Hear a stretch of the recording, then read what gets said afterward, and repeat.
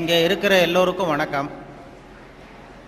இந்த உங்களை எல்லாம் நான் வரும்பொழுது என்னை ரொம்ப கலாட்டா பண்ணுவீங்கன்னு பயந்துக்கிட்டே வந்தேன். ஏன்னா வரும்போது ஏன்னா எனக்கு எப்பொழுதுமே கொஞ்சம் நானும் மாணவனாக இருந்ததுனால நமக்கு என்னென்ன விஷயங்கள் தெரியுங்கிறது எனக்கும் தெரியும். இந்த வளாகத்துக்கு அண்ணாமலை யூனிவர்சிட்டிக்கு நான் ஒரு 45 வருஷத்துக்கு முன்னாடி வந்திருக்கிறேன் முதல் தடவையாக. அப்போ உங்களை மாதிரி இருக்கும் பொழுது வந்தேன். ஒரு விண்ணப்ப படிவம் வாங்கிறதுக்காக வந்தேன். அதாவது அப்ளிகேஷன் ஃபாரம், அந்த விவசாய படிப்புக்காக வாங்கிட்டு போனேன். அதுக்கு பிறகு கோயம்புத்தூர் விவசாய கல்லூரியிலேயும் போய் வாங்கிட்டு வந்து 2 இடத்துக்கும் விண்ணப்பம் போட்டேன். அங்கேருந்து முதல்ல விண்ணப்பம் வந்தது, அதனால் அங்கே போய் சேர்ந்தேன். இல்லைன்னா இன்றைக்கி நானும் இங்கே ஒரு பழைய மாணவனாக இருக்க வேண்டிய ஆள். முன்னாடி அந்த விண்ணப்பம் இங்கே சேர்ந்துருக்கலாம். எதுக்காக நான் சொன்னேன்னா, இந்த மாதிரி கல்லூரி விழாக்களில் பேசுகிறதுங்கிறது ரொம்ப கொஞ்சம் சங்கடம். அதாவது அந்த தொழில்முறை பேச்சாளர்களுக்கு அது ரொம்ப சாமர்த்தியமாக இருக்கலாம். நான் ஒரு தொழில்முறை பேச்சாளர் கிடையாது. ஏதோ வானொலி தொலைக்காட்சி பேசுகிறதுனால மறுபடியும் இங்கே கூப்பிட்டு பேச சொன்னாங்க.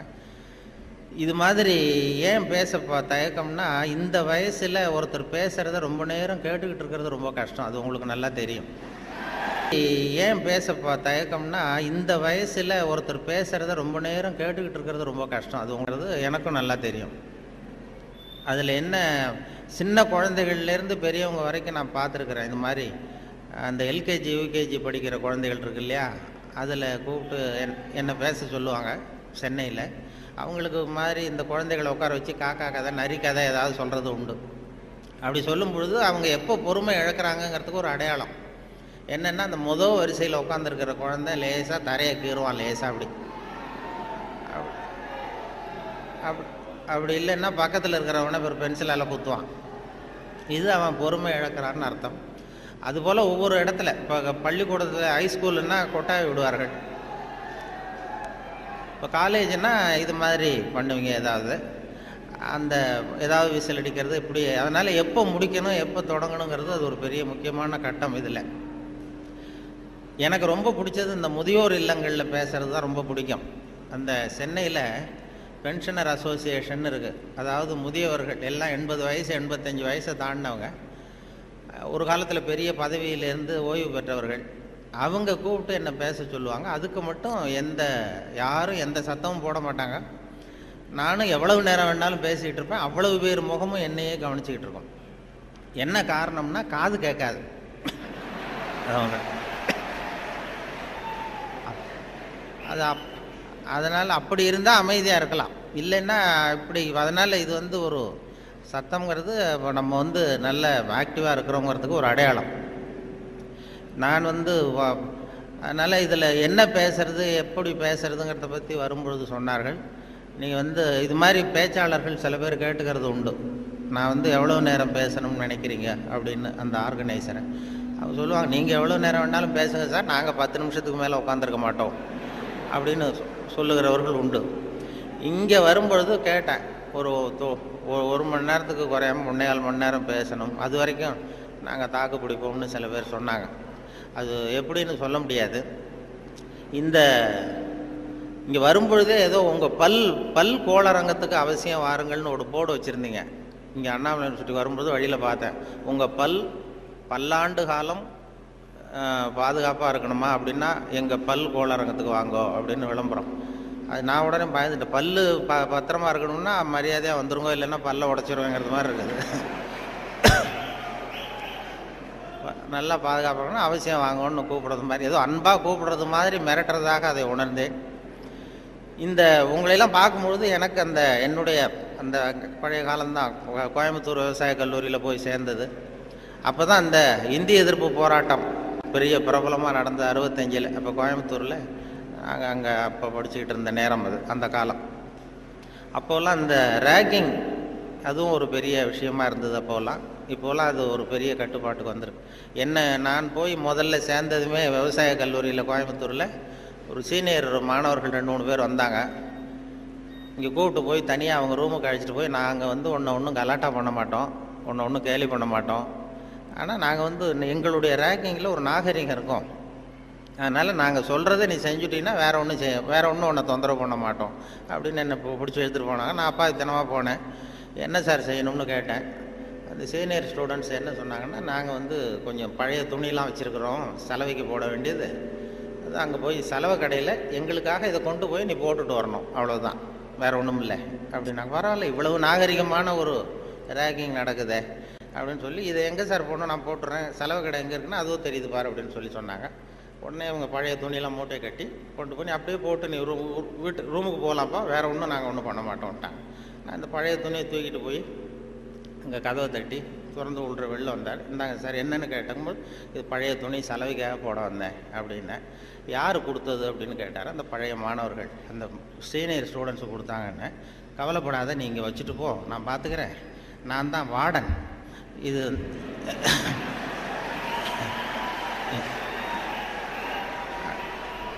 அவங்க வந்து ஏதோ ஒன்று இப்படி சொல்லியிருக்கிறாங்க, நான் உன் பேரில் கோவப்படலைப்பா, நீ வச்சுட்டு போ, நான் பார்த்துக்கிறேன்னார். அந்த வார்டன் பின்னாடி வந்து எங்கள் பல்கலைக்கழகத்து வைஸ் சான்சலராகவே ஆனார். அப்புறம் வந்து ஓய்வு பெற்றார். அப்படி ஒரு அனுபவம் அங்கே நடந்தது. அப்படிலாம் பண்ணுவாங்க. அதில் சில நல்ல இந்த அக்ரிகல்ச்சுரல் ஸ்டாட்டிஸ்டிக்ஸ்னு ஒரு பாடம், விவசாய புள்ளியியல், அது ரொம்ப போர் அடிக்கும். நாங்கள் யாரும் போக மாட்டோம் அந்த வகுப்புக்கு, ஏன்னா அது புரிஞ்சுக்கிறதே கஷ்டமாக இருக்கும். அதுக்காக அந்த ஆசிரியர் என்ன பண்ணார்னா, ஒரு தொழில்நுட்பத்தை கையாண்டார். அதாவது அந்த பாடத்தை நடத்திவிட்டு கடைசியில் ஒரு ஜோக்கு சொல்கிறது.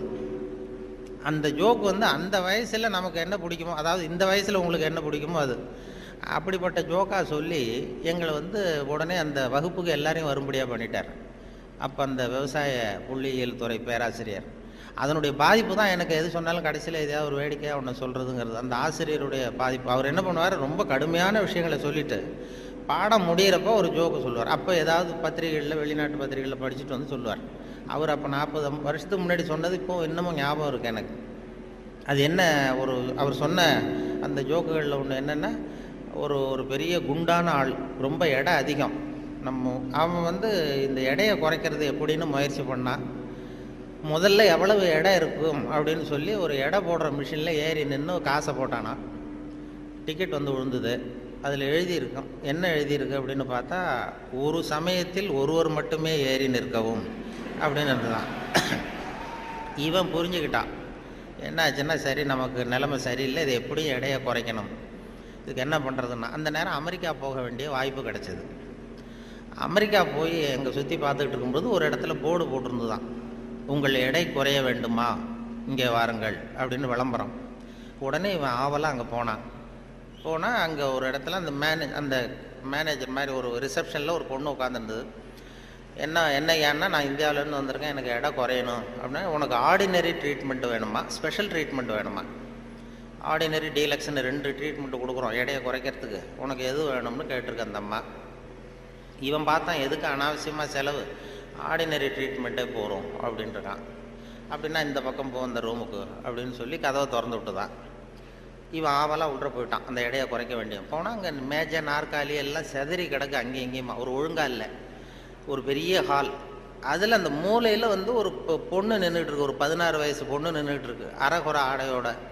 இவனுக்கு என்ன ஆசைன்னா, அந்த பொண்ணை போய் தொடணும்னு ஒரு ஆசை. அதனால் இப்படி சுற்றி சுற்றி ஓடுறான் அந்த மேஜை நாற்காலியை சுற்றி. அந்த பொண்ணு இவன் கையில் அகப்படாமல் அதுவும் தப்பிச்சு ஓடி ஓடி வந்துக்கிட்டு இருக்கு. ஒரு 15 நிமிஷம் துரத்துறான், அதுவும் சுற்றிக்கிட்டே இருக்குது.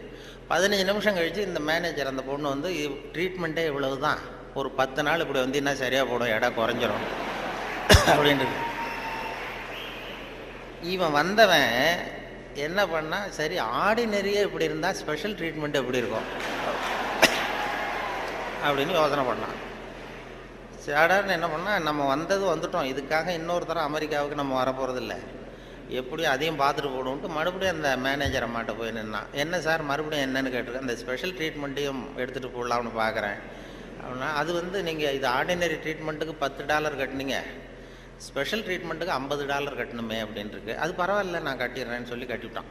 கட்டிவிட்டு அப்படின்னா இந்த ரூமுக்கு போ, அப்படின்னு ரொம்ப ஆவலாக போய் கதவை திறந்தான். அதுவும் ஒரு பெரிய ஹால். இதே மாதிரி மேஜை நாற்காலியெல்லாம் செதறி கிடக்கு. அந்த மூலையில் தேடுறான், யார் நிற்கிறான்னு பார்த்தா ஒரு 90 வயசு கிழவி. அவ இவனை துரத்துறா.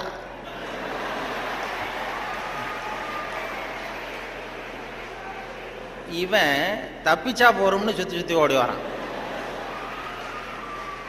சுற்றி வந்து வெளியில் வந்து விறுவிறுக்க ஓடி வந்து போகிறோம் சார் அப்படின்னா, இது ஒரு 4 நாள்லேயே சரியாக போடுங்க உங்களுக்கு அப்படின்ட்டு வந்துட்டான். இதை எங்கள் ஆசிரியர் கோயம்புத்தூர் விவசாய கல்லூரியில் ஒரு பாடத்தை, கடுமையான பாடத்தை நடத்திவிட்டு, அக்ரிகல்ச்சுரல் ஸ்டாட்டிஸ்டிக்ஸுங்கிற பாடத்தை நடத்திட்டு கடைசியில் சொன்ன ஜோக் அது எங்களுக்கு, அதாவது வகுப்புக்கு தவறாமல் போகணுங்கிறதுக்காக அவர் சொன்னது அது. இப்போ அதனுடைய விளைவு என்னென்னா, இப்போ எனக்கு 45 வருஷம் 50 வருஷம் கழித்து அந்த ஜோக்கு ஞாபகம் இருக்குது, பாடம் மறந்து போச்சு. இப்படி தான் வந்து கடுமையான விஷயங்களை வந்து நம்மளை வந்து பண்ணி சொல்லி கொடுக்கறது வழக்கம். அதே போல் எனக்கு இந்த பொறியியல் துறைக்கும் வர வேண்டிய வாய்ப்பு கிடைச்சிது. நம்ம படித்து முடித்ததுமே சில பேர் எங்கள் பெற்றோர்கள் எல்லாரும் ஆலோசனை பண்ணாங்க, பொறியியலுக்கு அனுப்பலாம், இன்ஜினியர் ஆக்கலாம் பையனை அப்படின்னு. அப்புறம் எல்லாம் இப்போ சில பேர் சொன்னாங்க, அதுக்கெல்லாம் நம்ம பையன் சரியாக வரமாட்டான், அதுக்கெல்லாம் கொஞ்சம் புத்திசாலித்தனம் வேணும் அப்படி இப்படின்னு சொல்லி அதை பண்ணி விட்டாங்க. அப்போது சொல்கிறது உண்டு, ஒரு பையனுக்கு வந்து சின்ன வயசுலேயே அவனை வந்து எந்த துறையில் சேர்க்கறது அப்படிங்கிறது ஒரு முக்கியமான விஷயம். ஒரு அம்மாவுக்கு தன்னுடைய பையனை எதில் இன்ஜினியரிங் காலேஜில் சேர்க்கணும்னு ஆசை. எந்த துறையில் சேர்க்கறது? சிவில் இன்ஜினியர் ஆக்கலாமா, மெக்கானிக்கல் இன்ஜினியர் ஆக்கலாமா, அதை வந்து அல்லது எலக்ட்ரிக்கல் இன்ஜினியர் ஆக்கலாமா அப்படின்னு ஒரு அம்மாவுக்கு ஆசை. அப்போ எல்லா துறையும் இருக்கீங்கன்னு அர்த்தம். இந்த பையனை எந்த துறையில் சேர்க்கறது அம்மாவுக்கு முடிவு பண்ண முடியல, அப்பாவாலையும் ஒன்றும் சொல்ல முடியல. உடனே இவர் என்ன பண்ணார், பையனை அழைச்சிட்டு ஒரு மனோதத்துவ டாக்டர்கிட்ட போனார். ஒரு உளவியல் டாக்டர்கிட்ட போய், சைக்கியாட்ரிஸ்ட், இது மாதிரி என்னம்மா விஷயம்னு கேட்டிருக்காரு அந்த டாக்டர். ஒன்றும் இல்லை சார், என் பையனை வந்து மேற்கொண்டு படிப்புக்கு சேர்க்கணும், இன்ஜினியரிங் காலேஜில் சேர்க்கணும். சிவில் இன்ஜினியர் தேவலாமா, மெக்கானிக்கல் இன்ஜினியரா, எலக்ட்ரிக்கல் இன்ஜினியரா, எது இவனுடைய சுபாவத்துக்கு தகுந்தாப்புல நீங்கள் வந்து ஒரு துறையை சொன்னீங்கன்னா அது ஈஸியாக இருக்கும் படிக்கிறதுக்கு. அதுதான் உங்களை மன ரீதியாக நீங்கள் ஆராய்ச்சி பண்ணி சொல்லுங்கன்னு அழைச்சிட்டு வந்துருக்கு. இது ஒன்றும் கஷ்டம் இல்லைம்மா, ஈஸியாக கண்டுபிடிச்சிடலாம் அப்படின்னு அந்த டாக்டர் உடனே அந்த பையனை கூப்பிட்டு, என்னப்பா நல்லா இருக்கே அப்படின்னு தட்டி கொடுத்தார். சின்ன பையன், பொடியன். இவனுடைய சுபாவம் என்னங்கிறத நான் ஈஸியாக கண்டுபிடிச்சி சொல்லிடுறேன், அதுக்கு தகுந்தாப்புல இப்போ இருந்தே சொல்லி கொடுத்து நீங்கள் பழக்கி கொண்டு வரலாம் அப்படின்னு சொல்லிட்டு ஒரு நர்ஸை கூப்பிட்டார். நர்ஸ்னு தான் அந்த அம்மா வந்தது. இந்த பாரு, இது மாதிரி ஒரு மேஜையில் ஒரு சுத்தியல் கொண்டு வந்து வை, ஒரு கொரடு கொண்டு வந்து வை, ஒரு ஸ்க்ரூ டிரைவரை கொண்டு வந்து வை. இந்த பையனை அப்படி கொண்டு வந்து விடுவோம். இவன் சுத்தியலை போய் தொட்டான்னு எடுத்தான்னா ஆசையாக ஏதாவது ஒன்று எடுப்பான். சுத்தியல் எடுத்தான்னா சிவில் இன்ஜினியருக்கு படிக்க வச்சுருவோம், கொரடை எடுத்தான்னா மெக்கானிக்கல் இன்ஜினியருக்கு படிக்க வச்சுருவோம், ஸ்க்ரூ டிரைவர் எடுத்தான்னா எலக்ட்ரிக்கல் இன்ஜினியர் படிக்க வச்சுருவோம். இது அவனுடைய சுபாவத்தை கண்டுபிடிக்கிறது சுலபமான வழி அப்படின்னு டாக்டர் சொல்லிட்டார். ரொம்ப ஈஸியாக அந்த நர்ஸு கொண்டு வந்து ஒரு கொரடு, ஒரு சுத்தியல், கொரடு, ஸ்க்ரூ டிரைவர் வச்சுட்டு அப்படி ஒதுங்கி நின்றுது. பையனை கொண்டு வந்து விட்டாங்க.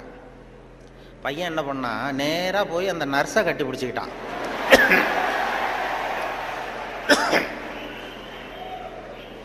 உடனே அந்த டாக்டர் சொன்னாராம், இவனை வந்து டாக்டருக்கு படிக்க வச்சுருங்க, அதுதான் அவனுக்கு அவன் சுபாவத்துக்கு பொருத்தமாக இருக்கும் அப்படின்னு சொல்லுவாங்க. அப்படி ஒருத்தருடைய சின்ன வயசுலேயே நம்ம எந்த துறைக்கு கொண்டு போகலாம் என்ன ஏதுங்கிறது இளையும் பயிர் முளையில் தெரியும்பாங்கள்ல, சின்ன வயசுலேயே தெரிஞ்சிடும். அது பெரிய பெரிய இதெல்லாம் ஒரு பெரிய எழுத்தாளர் மேல்நாட்டில் பிற்காலத்தில் வந்து பெரிய எழுத்தாளர் ஆனாராம். அவருக்கு சின்ன வயசில் படிக்கும் பொழுது ஒரு கட்டுரை எழுத சொல்லியிருக்கிறார் வாத்தியார். என்ன கட்டுரைன்னா, விபத்து அப்படின்னு தலைப்பு. விபத்துன்னு சொல்லி ஒரு கட்டுரை அல்லது கதை எழுதுங்கன்னு சொல்லியிருக்கார். இந்த சின்ன பையனாக இருக்கும்போது எழுதுனானா. அவன் பிற்காலத்தில் பெரிய நாவலிஸ்ட், பெரிய எழுத்தாளர் ஆனான். சின்ன வயசுலேயே அவன் விபத்துங்கிற தலைப்புக்கு என்ன எழுதுனா, ஒவ்வொரு வரியிலையும் ஒவ்வொரு திருப்பம். அதாவது ஒரு 10வது மாடியில் ஒருத்தன் வெள்ளை அடிச்சுக்கிட்டு இருந்தான் அப்படின்னு எழுதுறான். 10வது மாடியில் வெளிப்பக்கமாக நின்றுக்கிட்டு ஒருத்தன் வெள்ளை அடிச்சுக்கிட்டு இருந்தான். துரதிர்ஷ்டவசமாக அந்த வெள்ளை அடித்தவன் கால் தவறி கீழே விழுகிறான், விழுந்துக்கிட்டு இருக்கான். அதிர்ஷ்டவசமாக அந்த நேரம் சாலையில் ஒரு வைக்கோல் வண்டி வந்து கொண்டிருந்தது. அடுத்த வரி. அடுத்தது, துரதிர்ஷ்டவசமாக அந்த வைக்கோலின் நடுவே ஒரு கடப்பாரை சொருகியிருந்தார்கள். அதிர்ஷ்டவசமாக இவன் அந்த கடப்பாறையில் விழவில்லை, துரதிர்ஷ்டவசமாக அவன் வைக்கோலிலும் விழாமல் தரையில் விழுந்து செத்து போட்டான் அப்படின்னு. இந்த ஆள் இதை எழுதினவன் பிற்காலத்தில் பெரிய எழுத்தாளர் ஆகிட்டாரான், பெரிய இதாகி. அப்படி வந்து சுபாவம் வந்து சின்ன வயசுலேயே தெரியும் யார் யாருக்கு என்ன அப்படின்னு சொல்லி. நமக்கெல்லாம் அது இந்த இப்போ நம்ம ஆசிரியர்களுக்கே சில சுபாவங்கள் உண்டு. அது உங்களுக்கெல்லாம் தெரிஞ்ச விஷயமா இருக்கும். ஒவ்வொரு அவங்கவுங்க துறை சம்மந்தப்பட்ட இதாக இருக்கும். அதாவது ஒரு 3 பேராசிரியர்கள் ஒரு ஊருக்கு போனாங்க. ஒரு பெரிய பல்கலைக்கழகத்தில் இது மாதிரி பேசுறதுக்கு 3 துறை பேராசிரியர்கள் போனாங்க. ஒரு உடற்பயிற்சி ஆசிரியர், ஒரு ஃபிசிக்ஸ் பேராசிரியர், ஒரு கணக்கு வாத்தியார், 3 பேரும் போனாங்க. கணித பேராசிரியர் இது மாதிரி ஒரு விழாவில் பேசி முடித்ததும் கொண்டு போய் கெஸ்ட் ஹவுஸில் 3 பேரையும் தங்க வச்சாங்க. நாளைக்கு மறுநாள் அவங்க ஊருக்கு போகணும். இது மாதிரி விழாவில் கலந்துக்கிட்டு முடிஞ்சதும் கணித பேராசிரியருக்கு ஒரு ரூம், இவருக்கு அந்த ஃபிசிக்ஸ் பேராசிரியருக்கு ஒரு ரூமு, உடற்பயிற்சி ஆசிரியருக்கு ஒரு ரூம் போட்டு கொடுத்தாச்சு. இது மேல்நாட்டில் நடந்தது. அதனால் என்னென்னா அவங்களுக்கு அந்த ஆகாரம்லாம் டப்பாவிலே வச்சுருக்குறாங்க. அந்த டப்பாவில் டின்னு ஃபுட்டுங்கிறாங்கல்ல, அது மாதிரி டின்னில் அடைச்சி அவங்க ரூமில் வேண்டிய ஆகாரமெல்லாம் வச்சு கொடுத்து கொண்டு போய் விட்டு வந்துட்டாங்க. அந்த வந்துட்டு மறுநாள் காலையில் எழுந்திரிச்சார் இந்த ஆர்கனைசர். அப்போ தான் அவருக்கு அப்படியே பதறி போயிட்டார். ராத்திரி அந்த 3 பேராசிரியர்களுக்கும் 3 டப்பாவில் உணவு கொடுத்தோம், ஆகாரம். அதை திறக்கிறதுக்கான கருவியை கொடுக்காம வந்துட்டோம். திறக்கிறதுக்கு ஒரு பொருள் அது இல்லாமல் கொடுத்தோம். எப்படி அவங்க டப்பாவை திறந்தாங்களா சாப்பிட்டாங்களா என்னன்னு தெரியல அப்படின்னு இவர் பதறி போய் விடிஞ்சதும் ஓடுறாரு விழுந்தடிச்சு. இந்த வரவேற்ற ஓடி போய் முதல்ல அந்த உடற்பயிற்சி ஆசிரியர் கதவை திறந்தாராம். ரூமை திறந்தா அவர் நிம்மதியாக தூங்கிட்டு இருக்காரு. டப்பா திறந்து கிடக்கு, சாப்பிட்டுட்டு நிம்மதியாக தூங்கிட்டு இருக்காரு. உடனே இவர் போய் தட்டி எழுப்பி, எப்படி சார் அந்த டப்பாவை திறந்தீங்க, அந்த இதை கொடுக்கலையே நாங்கள் உங்களுக்கு அப்படின்னு. இது என்ன சார், உடல் பலம் தான் சார் முக்கியம், டப்பாவை பலம் ஓங்கி கீழே அடித்தேன் திறந்துட்டுது, அது என்ன பெரிய காரியம் அப்படின்னு சொல்லி உடற்பயிற்சி செஞ்சுட்டேன், அதனால் சாப்பிட்டேன் இருக்கார். பரவாயில்ல சார் அப்படின்னு சொல்லி அடுத்த ரூமுக்கு ஓடி இருக்கார். அங்கே ஃபிசிக்ஸ் வாத்தியார் உட்காந்துருக்கார். அவரும் அதே மாதிரி நிம்மதியாக தூங்கியிருக்காரு. இது டப்பா திறந்து கிடக்கு. போய் திறந்து, எப்படி சார் திறந்தீங்க நீங்கள் டப்பாவை அப்படின்னா, அது என்ன சார், எந்த இடத்துல ப்ரெஷர் கொடுக்கணும்னு எனக்கு தெரியும், அந்த இடத்துல அழுத்தினா திறந்துட்டுது டப்பா, அது நமக்கு டெக்னிக் வந்தது தானே அப்படின்னு அந்த திறந்து சாப்பிட்டேன்ட்டார். இவர் அப்பாடா நிம்மதியாக போச்சு. அடுத்தது கணக்கு வாத்தியார் ரூமுக்கு ஓடினார். அங்கே போனால் அவர் தூங்கவும் இல்லை, டப்பாவும் திறக்கலை, மூடியே இருக்கு. என்ன பண்ணுறீங்க அப்படின்னு சொல்லி அந்த கணக்கு ஏதோ ஒரு எழுதிட்டு இருக்காரு பேப்பரில். கணக்கு வாத்தியார், என்ன சார் பண்ணிட்டு இருக்கீங்க அப்படின்னு கேட்டிருக்காரு. அவர் ஒன்றும் இல்லை, அஸ்யூம் தி டப்பா இஸ் ஓப்பன் அப்படின்னு சொல்லி மேற்கொண்டு கணக்கு போட்டுக்கிட்டு இருக்கார் சார் அப்படின்னாராம். இது ஒவ்வொருத்தருக்கும் ஒரு சுபாவங்கிறது அது இயல்பாக அமையிறது. ஆசிரியர்களுக்கு எல்லாருக்குமே அப்படி அமையிறது. என்னோட படித்தவர்கள் இன்னைக்கு பல பேர், ஒருத்தன் தான் சின்ன வயசில் ஒரு பையன் ஜானகிராமன் ஒருத்தன் பக்கத்தில் என்ன பென்சிலாலேயே குத்திக்கிட்டு இருப்பான். இன்னைக்கு அவன் கும்பகோணத்தில் இன்னைக்கு பெரிய டாக்டர், எல்லாருக்கும் ஊசி போட்டுக்கிட்டான். அப்படி சின்ன வயசுலேயே சுபாவம், அங்கே யார் யார் எப்படி வருவாங்க அப்படின்னு தெரியும். அவங்களுடைய அந்த படிக்கும் பொழுதே அந்த இது தெரியும். என்னோட படித்தவர்கள் நிறைய பேர் அது மாதிரி ஒவ்வொரு துறையில் வந்திருக்கிறாங்க. சில பேர் இந்த நான் சொன்னது மாதிரி மேல்நாட்டில் ஒரு பெரிய பிரபலமான வக்கீல். அந்த வக்கீல் சின்ன வயசு அவர்கிட்ட வாதாடுறதுக்கு எல்லாரும் பயப்படுவாங்களாம். அந்த வக்கீல் சின்ன வயசில் எப்படி இருந்தான் அப்படின்னு சொல்லி அவங்க அம்மா சொல்லியிருக்கிறாங்க ஒரு பேட்டியில். அவங்க இந்த பையன் இவன் சின்ன வயசுலேயே வருங்காலத்தில் பெரிய வக்கீல் ஆகிடுவான்னு எனக்கு தெரியும் அப்படின்னு சொல்லியிருக்கிறாங்க. என்ன பண்ணான்னா, அப்பா பேப்பர் படிச்சுட்டு உட்காந்துருக்காரு, அம்மா சமயக்கட்டில் இருக்கிறாங்க. இவன் பையன் அவன் ரூமில் இங்கே ஏதோ பண்ணிகிட்டு இருக்கான். ஒரு பூனை வீல்னு கத்திக்கிட்டு இருக்கு. அம்மா கதறிக்கிட்டு இருக்க ஒரு பூனை. உடனே அம்மாவுக்கு புரிஞ்சு போச்சு, டேய் அந்த பூனை வாழை பிடிச்சி இழுக்காதரா அப்படின்னு கத்திருக்கு அந்த அம்மா. பூனை வாழை பிடிச்சி இழுக்காதரன்னு. ஆமாம், இங்கேயும் சில பூனைகள் இருக்கு, அது வாழை யாரும் பிடிச்சி இழுத்துறாதீங்க. அது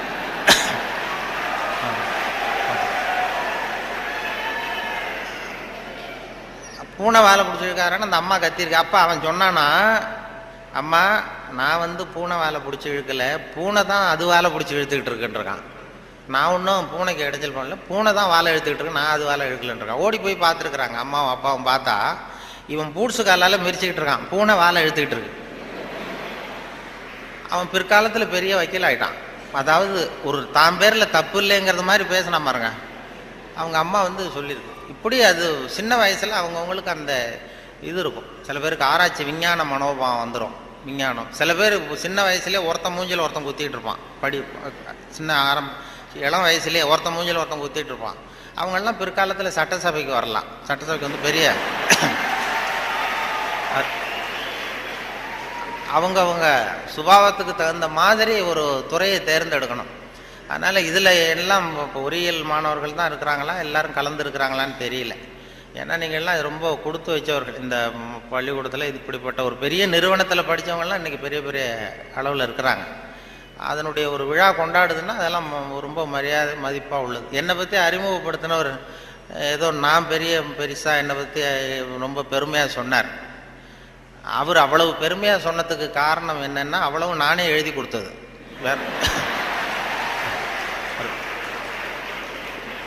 அது ஏன்னா வந்ததுமே ஒரு பேப்பரை கொடுத்து, அந்த கெஸ்ட் ஹவுஸு போகும்பொழுது ஒரு 2 பேப்பரை கொடுத்து உன்னை பற்றி எழுதிட்டு வான்னு சொல்லி கொடுத்து அனுப்புனார். உடனே எழுதிட்டு வந்து கொடுத்தேன். அப்படியே படித்தார். அது இவ்வளவு தூரம் விடாமல் சொல்லுவார்னு தெரிஞ்சிருந்தா இன்னும் கூட எழுதி கொடுத்துருக்கலாம் கொஞ்சம்.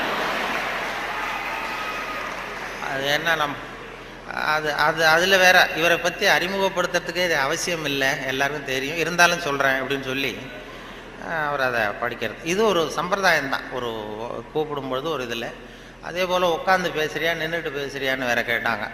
அது எப்படி நீங்கள் ஏற்பாடு பண்ணியிருக்கிறீங்களோ அப்படி பேசிவிட்றோம் சார், இதில் என்ன அப்படின்னு 2 இருந்தது. உட்காந்து பேசு. ஏன்னா இந்த பேச்சாளர்கள் கடவுளுக்கு தான் 3 கோலங்கள் சொல்லுவாங்க.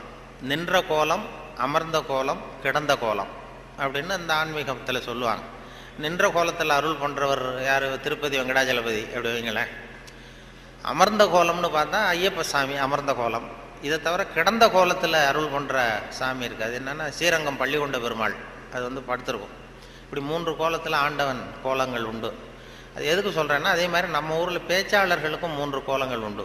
அது நின்ற கோலத்தில் பேசுகிறவர்கள் அரசியல்வாதிகள். அவங்களுக்கு நின்னாதான் பேச்சு வரும், உட்காந்து பேச. அமர்ந்த கோலத்தில் பேசுகிறவங்க ஆன்மீகவாதிகள். இப்போ நடமாடும் பல்கலைக்கழகம் நாவலர் நெடுஞ்செழியன் இருந்தார் இல்லையா, இங்கே படித்தவர். அவர் வந்து ரேடியோவுக்கு பேச வந்தார். அமைச்சராக இருக்கும்பொழுது திருக்குறளுக்கு உரை எழுதினார்.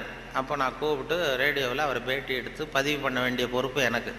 அவரை கூப்பிட்டுட்டு வந்து அறையில் உட்கார வச்சு பேசிகிட்டு இருக்கோம். அது மாதிரி பதிவு பண்ணுறதுக்கு போகிறேன். அப்படி போய் உட்கார வச்சா வானொலி நிலையத்தில் இப்படி தான் ஏற்பாடு பண்ணி வச்சுருப்போம். உட்காந்து பேசுனா, தம்பி இங்கே வா, நான் வந்து எனக்கு உட்காந்தா பேச்சு வராது, நின்றுக்கிட்டே பேசிடுறேன், இந்த மைக்கை கொஞ்சம் தூக்கி வசதி வையினார். அப்புறம் அவர் உயரத்துக்கு மைக்கை தூக்கி வச்சு அப்புறம் பதிவு பண்ணேன். இது அவங்களுக்கு பழக்கத்தில் மேடையில் நடமாடும் பல்கலைக்கழகம் எதை வேணாலும் பேசுவார். உட்காந்தா கொஞ்சம் தயக்கம் வந்தது. அது அரசியல் அப்படி. அது ஆன்மீகவாதிகள். இப்போ கிருபானந்த வாரியாரெல்லாம் கூப்பிட்றோம் வானொலி நிலையத்துக்கு, அவரை உட்கார வச்சு தான் பதிவு பண்ணுவோம். அவரை வந்து நின்றுக்கிட்டே பேசுங்க சார்னு சொல்ல முடியாது. அதனால் நின்ற கோலம் பேசுகிறவங்க அரசியல்வாதிகள், அமர்ந்த கோலத்தில் பேசுகிற பேச்சாளர்கள் ஆன்மீகவாதிகள். இதே மாதிரி கிடந்த கோலத்தில் பேசுகிறவங்களும் உண்டு நம்ம ஊரில். இந்த சாராய கடை வாசலில் பார்த்தீங்கன்னா அவங்களெல்லாம் கிடந்த கோல பேச்சாளர்கள். நல்ல வேலையாக என்னை வந்து நீ கிடந்த கோலத்தில் பேசுன்னு சொல்லாமல் இங்கே 2 கோலத்துக்கு ஏற்பாடு பண்ணி வச்சுருக்கிறாங்க. நின்ற கோலம், அமர்ந்த கோலம். இப்படி ஒரு படுக்கையை போட்டு வச்சுட்டா இங்கே வரக்கூடிய பேச்சாளர்கள் எது பிடிக்குதோ அப்படி பேசிகிட்டு இருக்கலாம். அது வசதி.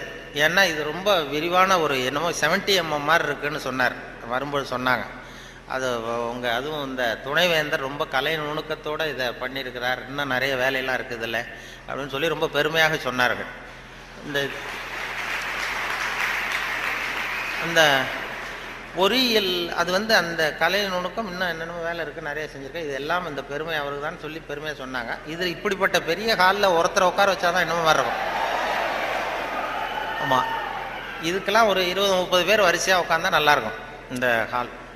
அதாவது பொறியியல் துறை நீங்கள் மாணவர்கள்ங்கிறதுனால பொறியியலில் வந்து கலை அம்சத்தை புகுத்துறது ரொம்ப சிரமம். சில பேருக்கு அதாவது பொறியியலுக்கும், அதாவது கவிதை எழுதுவாங்க சில பொறியியல் கவிதை எழுதுகிறவங்க வந்து பொறியியல் இன்ஜினியராக இருக்கிறவங்க கவிதை எழுதுறது உண்டு. அப்படி இருக்கிறது கொஞ்சம் 2க்கும் முரண்பாடான விஷயம். கலைத்தன்மை, அதாவது பொறியியல் வந்து மெக்கானிக்கல் மைண்ட் அதிகமாக இருக்கும். அதாவது ஒரு பெரிய பொறியியல் இன்ஜினியர் அவர் வந்து இராணுவத்தில் ஒரு பாலம் வந்து கட்டுறதுக்கு பெரிய இது பண்ணாங்க, பிளான் பண்ணாங்க. அதுக்கு ஒரு வரைபடம் தயார் பண்ணணும். ஸ்கெட்சு, இராணுவத்துக்கு பாலம் கட்டுறதுக்கு ஒரு பெரிய ப்ளூ பிரிண்ட்டு என்ன சொல்லுவீங்கள்ல, அது மாதிரி அந்த வரைபடம் தயார் பண்ணுற வேலையை ஒப்படைச்சிருக்கிறாங்க அந்த இன்ஜினியர்கிட்ட. அந்த பொறியாளர் வந்து உள்ளுக்குள்ளே ஒரு கவிஞர், அதாவது அவர் ஒரு கவித்தன்மை உள்ளுக்குள்ளே இருக்குது, மறைஞ்சிருக்குது. அதனால் அவர் என்ன பண்ணார், அந்த பொறியியல் வரைபடம் போட்டார். பாலத்தை போட்டுட்டு ஒரு ஆறு ஓடுது, குறுக்க பாலம், அதனுடைய நீளம் அகலம் எல்லாம் கரெக்டாக போட்டார். போட்டு அந்த ஆறு ஓடிக்கிட்டு இருக்கு. அது ஓடி முடிகிற இடத்துல ஆற்று ஓரமாக ஒருத்தன், ஒரு சின்ன பையன் தூண்டில் போட்டுக்கிட்டு நிற்கிறான். அதை அவர் போட்டிருக்காரு ஒரு அழகுக்காக. சின்ன மூலையில் ஒரு தூண்டில் போட்டுட்டு ஒரு பையன் நிற்கிறான். இது இந்த பொறியியல் வரைபடத்தை கொண்டு போய் அதிகாரிகள்கிட்ட கொடுத்துருக்குறான். அவருக்கு கோபம் வந்துடுது. இது வந்து ஒரு பொறியியல் வரைபடம், இது இந்த வரைபடத்தில் போய் அந்த ஒரு ஓவியம் என்னத்துக்கு அப்படின்னு சொல்லி அவர் சத்தம் போட்டிருக்காரு மேலே உள்ளவர். அதனால் என்ன பண்ணியிருக்காரா, முதல்ல வந்து முதல் தடவையாக கொடுக்கும்பொழுது அந்த பாலத்து மேலே நின்றுக்கிட்டு தூண்டில் போடுறது மாதிரி படம். இந்த பாலத்தில் எதுக்கு அவன் நிற்கிறான்னு சொல்லி சண்டை போட்டிருக்காரு. உடனே அவர் சரி சார் நான் இதை மாற்றிடுறேன்னு சொல்லி இவர் மாற்றி 2வது தடவை படம் போடும்போது பாலத்தில் நிற்கக்கூடாது, பாலத்தில் இடைஞ்சல் இருக்கக்கூடாது, அவ்வளோதானே. பாலத்தை சரியாக போட்டு மூலையில் கொண்டு போய் தூண்டில் போட்டு நிற்கிறான். மறுபடியும் கூப்பிட்டு அந்த அவன் படமே இருக்கக்கூடாது இந்த இதில், இந்த வரைபடம் மட்டும்தான் இருக்கணும், போடுன்னார். உடனே இவன் வந்து பாலம் போட்டான். 6 பாலம் சரியாக போட்டுட்டு இந்த மூலையில் பார்த்தா அவன் நிற்கிற இடத்துல அவன் இல்லை. அந்த இடத்துல சின்ன ஒரு கல்லறை, இந்த சிறுவன் இங்கே புதைக்கப்பட்டிருக்கிறான் அப்படின்னு எழுதிட்டான். அதாவது அந்த உள்ளுக்குள்ளே இருக்கிற அந்த கவிஞனை ஒன்றும் பண்ண முடியாது. சில பொறியியல் படிக்கிற மாணவர்கள் நீங்கள் நிறைய பேர் கவிதை எழுதலாம், அது எப்படியாவது வெளியில் வந்துக்கிட்டு தான் இருக்கும். அது வந்து பியூராக அந்த வரைபடத்தில் கூட அவனை மறைக்க முடியல பாருங்கள், அப்படி இருக்கும். அது மாதிரி சொல்கிறது உண்டு அவங்கவுங்க அந்த இதில். அதனால் இந்த பேச்சு, இந்த சொன்னார்கள், இந்த நகைச்சுவை உணர்வுங்கிறது ரொம்ப அவசியம், அதை பற்றி சொல்லணும், போகணும், வரணும்னு சொல்லி சொன்னாங்க. நகைச்சுவை உணர்வுங்கிறது நமக்கு சின்ன வயசுலேருந்து நாம் பிறந்து 6 வாரத்தில் தான் சிரிக்க ஆரம்பிக்கிறோமா. ஒரு குழந்தை பிறந்து 6வது வாரம் தான் சிரிக்க ஆரம்பிக்கும். ஒரு கிளுகிழுப்பை கொண்டு போய் குழந்தை முகத்துக்கிட்ட ஆட்டினா சிரிக்குது. அதே கிளுகிழுப்பை ஒரு தாத்தா முகத்துக்கிட்ட ஆட்டுங்க கோவம் வந்துடும், குச்சி கிச்சிருந்தா எடுத்து அடிச்சிருவார். ஏன்னா அப்படி இருந்தவர் அப்படி ஆயிட்டார். ஒரு காலத்தில் அப்படி இருந்தவர் அப்படி சின்ன வயசில் ஒரு கிளுகிழுப்ப சத்தத்துக்கு சிரித்தவர் அதே சத்தத்துக்கு டென்ஷன் ஆகிறாருன்னா அப்படி தான் மனுஷனுடைய வாழ்க்கை வீணாக போகுது. அந்த இயல்பு தன்மை மாறாமல் இருக்கணுமா, அந்த சிரிப்பு தன்மை வந்து. ஆனால் சிரிப்புங்கிறது ஒரு பாவமான செயல்னு காலங்காலமாக போதிக்கப்பட்டு வந்திருக்கிறோம். எப்படி போதிக்கப்பட்டு வந்திருக்கிறோம்னா, ஒரு முதலாளிக்கு முன்னாடி தொழிலாளி சிரித்தா மரியாதை குறைச்சால், ஒரு ஆஃபீஸருக்கு முன்னாடி பியூனு சிரித்தா மரியாதை குறைச்சால், இப்படி சொல்லி சொல்லி சிரிப்புங்கிறது ஏதோ மரியாதை குறைவான செயல்னு காலங்காலமாக போதிக்கப்பட்டு வந்து இப்போ சிரிப்பு தன்மை வந்து சிறைப்பட்டு போச்சான் நம்ம உடம்புக்குள்ளே. அந்த சிறைப்பட்டிருக்கிற சிரிப்பை வெளியில் கொண்டு வர்றதுக்கு தான் ஜோக்குன்னு ஒரு சாவியை போட வேண்டியிருக்கு. வேறு ஜோக்குக்கும் சிரிப்புக்கும் சம்மந்தமே இல்லை, அது ஒரு சாவியாக உபயோகப்படுது. ஏற்கனவே இருக்கிற இயல்பு தன்மையை வெளியில் கொண்டு வர்றது. அந்த குழந்தை தன்மையோடு இருக்கணும், குழந்தைத்தனம் தான் இருக்கக்கூடாதே தவிர அந்த குழந்தைத்தன்மை கடைசி வரைக்கும் நமக்கு நீடிச்சதுன்னா ஹார்ட் அட்டாக் வராது. குழந்தைத்தன்மை வேறு, குழந்தைத்தனம் வேறு. குழந்தைத்தன்மை பெரிய வயசானா கூட குழந்தைத்தன்மையோடு இருக்கலாம். இப்போ ஒரு அம்மா வந்து ஒரு பிள்ளைய எழுப்பிச்சான், தட்டி எழுப்பியிருக்கு காலையில் விடிய காலம். அம்மா வந்து எழுந்துடுறா காலேஜுக்கு நேரம் ஆயிட்டுது அப்படின்னு எழுப்பிச்சான். அந்த புள்ள இழுத்து போத்திட்டு நான் காலேஜுக்கு போக மாட்டேம்மா, எனக்கு போகிறதுக்கு பிடிக்கலன்னு இருக்கு. அந்த அம்மா விடலை, வயசானம்மா, நீ நீ போய் தாண்டா ஆகணும் அப்படின்ட்டுருக்கு. அந்த புள்ள எழுந்திரிச்சு உட்காந்து கேட்டிருக்கு, ஏம்மா என்னை வந்து ஏன் இப்படி தொந்தரவு பண்ணுற, தூங்க விடாமல் அப்படின்ட்டுருக்கு. அப்போ அந்த அம்மா சொல்லிச்சான், நீ வந்து காலேஜுக்கு ஏன் போக மாட்டேங்கிற, அதுக்கு 2 காரணம் சொல்லு அப்படின்ட்டுருக்கு. அந்த அம்மா பிள்ளைய கேட்டிருக்கு, நீ காலேஜுக்கு ஏன் போக மாட்டேங்கிற 2 காரணம் சொல்லு. அப்போ அந்த பிள்ளை சொல்லிச்சான், ஏன் போக மாட்டேன்னா ஒரு காரணம் அங்கே இருக்கிற மாணவர்களுக்கெல்லாம் என்ன பிடிக்கல, பசங்களுக்கெல்லாம் என்ன பிடிக்கல. 2வது காரணம் அங்கே இருக்கிற வாத்தியார்களுக்கும் என்ன பிடிக்கல, ஆசிரியர்களுக்கும் பிடிக்கல, மாணவர்களுக்கும் பிடிக்கல, அதனால் நான் போக மாட்டேன் அப்படின்னு சொல்லி படுத்துட்டுது. அதுக்காக நீ வந்து போகாமல் இருக்கக்கூடாதா, காலேஜுக்கு போய் தான் ஆகணும்னு மறுபடியும் எழுப்புது அந்த அம்மா, வயசானம்மா. அப்புறம் எழுந்திரிச்சு உட்காந்துக்கிட்டு அந்த புள்ள கேட்டுதான், என்ன எதுக்கு காலேஜுக்கு போகணும்னு நீ சொல்கிற, அதுக்கு 2 காரணம் சொல்லு அப்படின்ட்டு.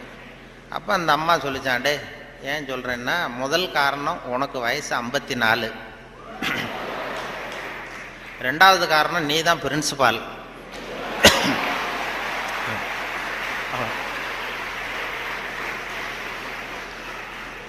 அதாவது 54 வயசுலேயும் அவர் குழந்தைத்தன்மையோடு இருக்கார் பாருங்க. அவங்க அம்மாவுக்கு அது புள்ள தானே, அதுதான் குழந்தைத்தன்மைங்கிறது, குழந்தைத்தனம் இல்லை. அது குழந்தைத்தனங்கிறது வேற, குழந்தை தன்மைங்கிறது வேற. அந்த குழந்தைத்தன்மை மாறாமல் மனுஷன் வாழணும்னு சொல்லி இப்போ சொல்கிறாங்க. நமக்கு வருகிற நோய் நொடிக்கெல்லாம் அதுதான் காரணம். இப்போ ஹார்ட் அட்டாக் திடீர்னு வர்றதுக்கு அதுதான் காரணம்.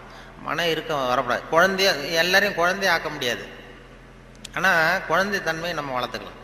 இந்த 200 தடவை சிரிப்பு தன்மையை இருந்துகிட்டு இருக்கலாம். இப்போ எல்லாரையும் குழந்தை ஆக்கிறதுக்கு வழி விஞ்ஞானத்தில் இது வரைக்கும் வழி கிடையாது. ஒரு டாக்டர் கண்டுபிடிச்சாராம். ஒரு டாக்டர் என்ன கண்டுபிடிச்சாருன்னா, ஒரு மாத்திரை சாப்பிட்டா 1 வயசு குறையும் அப்படின்னு ஒரு மாத்திரையை கண்டுபிடிச்சாராம் ஒரு டாக்டர். ஒரு மாத்திரை சாப்பிட்டீங்கன்னா 1 வயசு குறையும். உடனே ஒரு பாட்டியம்மா போச்சு, 90 வயசு பாட்டி, எனக்கு ஒரு பாட்டில் மாத்திரை கொடுங்க டாக்டர் அப்படின்னு வாங்கிட்டு வந்துருக்கு. வாங்கிட்டு வந்து ஒரு மாத்திரை சாப்பிட்டா 1 வயசு குறையும்னாரா. மறுநாள் ஒரு 30 வயசு பொண்ணாக மாறி இது போயிருக்கு. முதல் நாள் 90 வயசு பாட்டியாக போச்சு, 30 வயசு பொண்ணாக மாறி அதே டாக்டர்கிட்ட போச்சு. இடுப்பில் ஒரு வயசு கை குழந்தை, அது சட்டை கிட்ட போடாமல் கட்டை வரல வாயில் வச்சுட்டு உட்காந்துருக்கு. தூக்கிக்கிட்டு அதே டாக்டர்கிட்ட போயிருக்கு. போனதும் அந்த டாக்டர்கிட்ட சொன்ன, ஏம்மா வந்திருக்கேன்னு கேட்டார். ஒன்றும் இல்லை டாக்டர், நேற்று உங்ககிட்ட வந்தேன், மாத்திரை கேட்டேன், ஒரு மாத்திரை சாப்பிட்டா 1 வயசு குறையும். நீங்கள் நான் ஒரு பாட்டில் மாத்திரை வாங்கிட்டு போனேன், ஏதோ ஒரு ஆர்வத்தில் ஒரு 30-40 மாத்திரையை சேர்த்து சாப்பிட்டேன், அதனால் இப்படி ஆகிட்டம் பாருங்கள் அப்படின்ட்டு. டாக்டர் சொன்னார், இதுக்கு ஏமா வருத்தப்படுற, எல்லாரும் வயசு குறையணும்னு தான் நினைக்கிறாங்க, உனக்கு வயசு குறைஞ்சிட்டது, சந்தோஷப்படும், இதுக்கே மறுபடியும் என்னை தேடிட்டு வந்தேன்னு. அப்போ இந்த அம்மா சொல்லிச்சான், என்னை பற்றி பரவாயில்ல டாக்டர், இடுப்பில் பாருங்கள் 1 வயசு கை குழந்தை, இது ரொம்ப ஆர்வத்தில் ஒரு 70-80 மாத்திரையை சாப்பிட்டு விட்டுது, இது என் வீட்டுக்காரரு.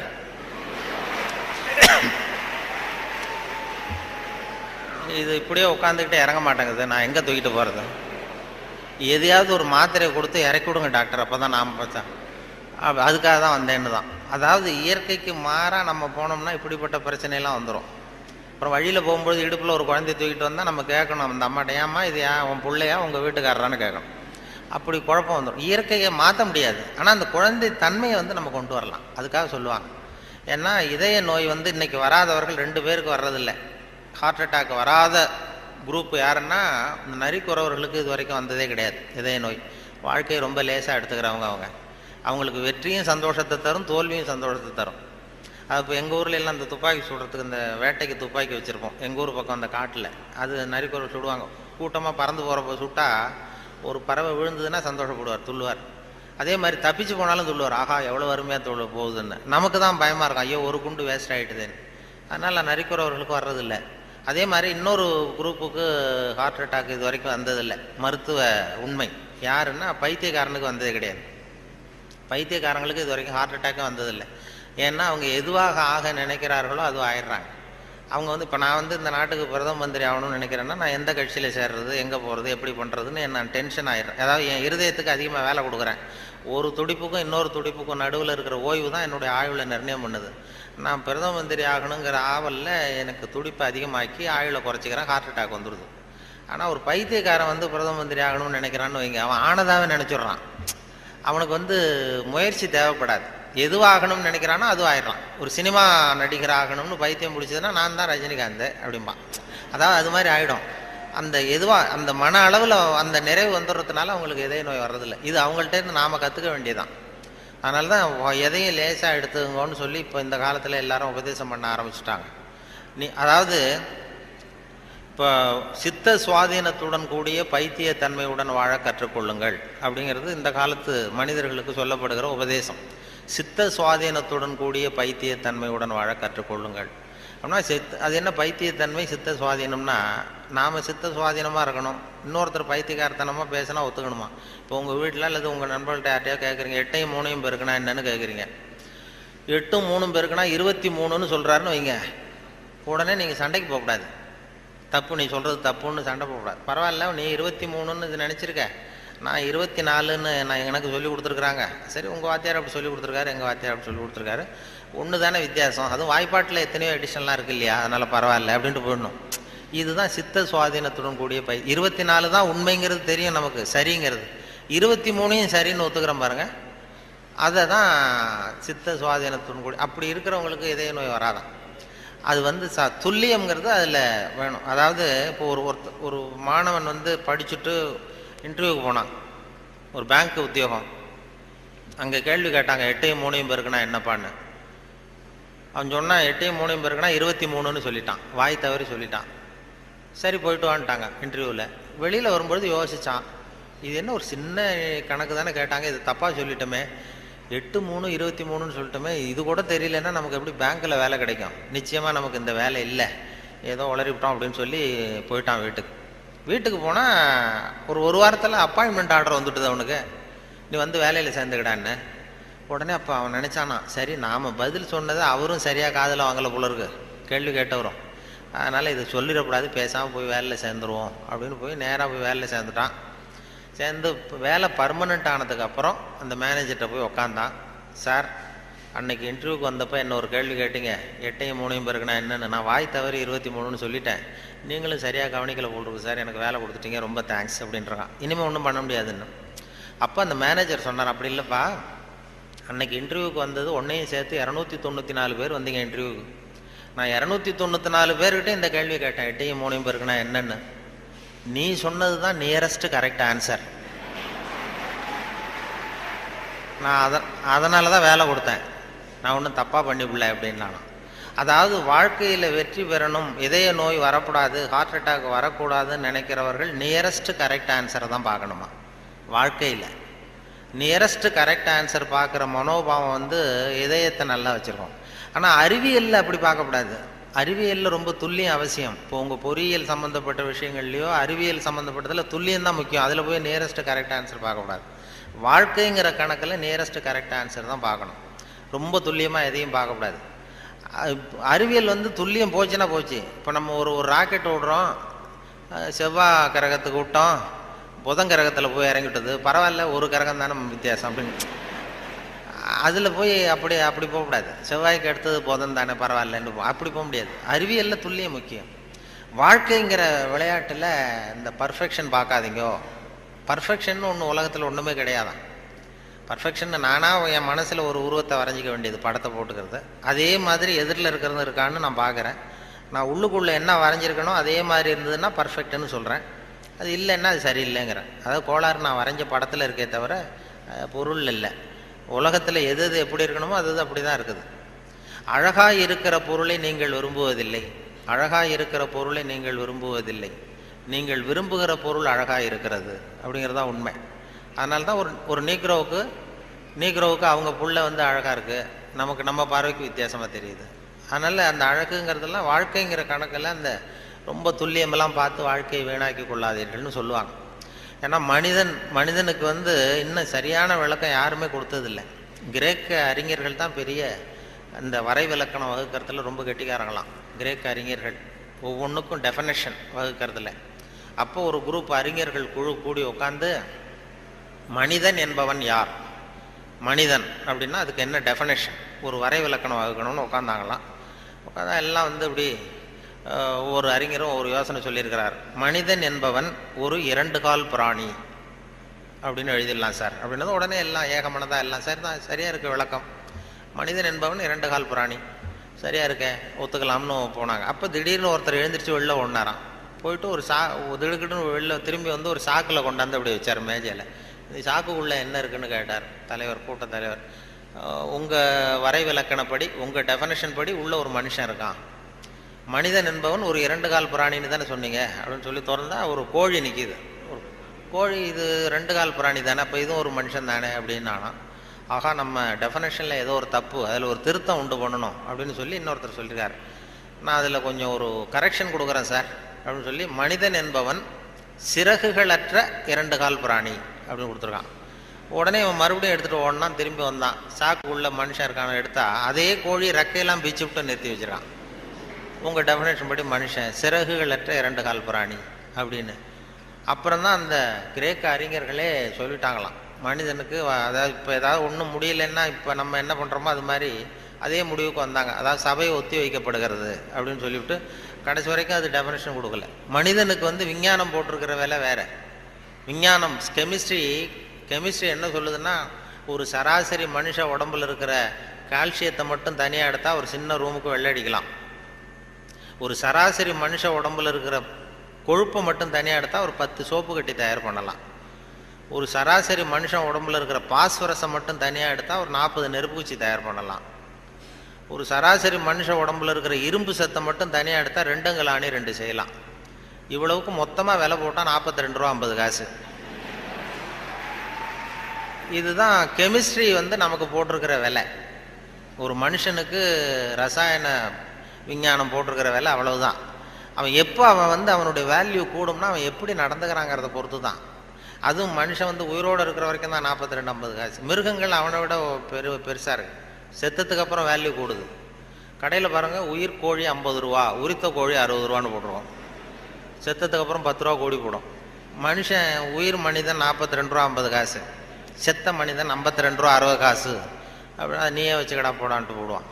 அது அப்படி எப்படி வாழணுங்கிற அந்த வாழ்க்கை நெறிகள்லாம் பெரியவர்கள் நிறைய பேர் அதை பற்றி இது பண்ணி சொல்கிறாங்க. அதனால தான் அவங்ககிட்டேருந்து கற்றுக்கிட்டு நம்ம நல்ல பழக்க வழக்கங்கள் நம்மக்கிட்ட இருக்கிற அந்த திருக்குறளை பற்றி இப்போ தான் அதை பற்றி நிறைய பேர் பேச ஆரம்பிச்சிருக்கிறாங்க. திருக்குறளுங்கிறது அதனுடைய அருமை பெருமையெல்லாம் எப்படி வந்தது போச்சுன்னு சொல்லி. திருக்குறள்லாம் சின்ன வயசில் நம்ம பாடத்திட்டத்தில் மனப்பாடம் பண்ணது தான். இப்போ அதை பற்றி ஆங்கில மொழிபெயர்ப்புலாம் நிறைய பெருசாக பண்ண.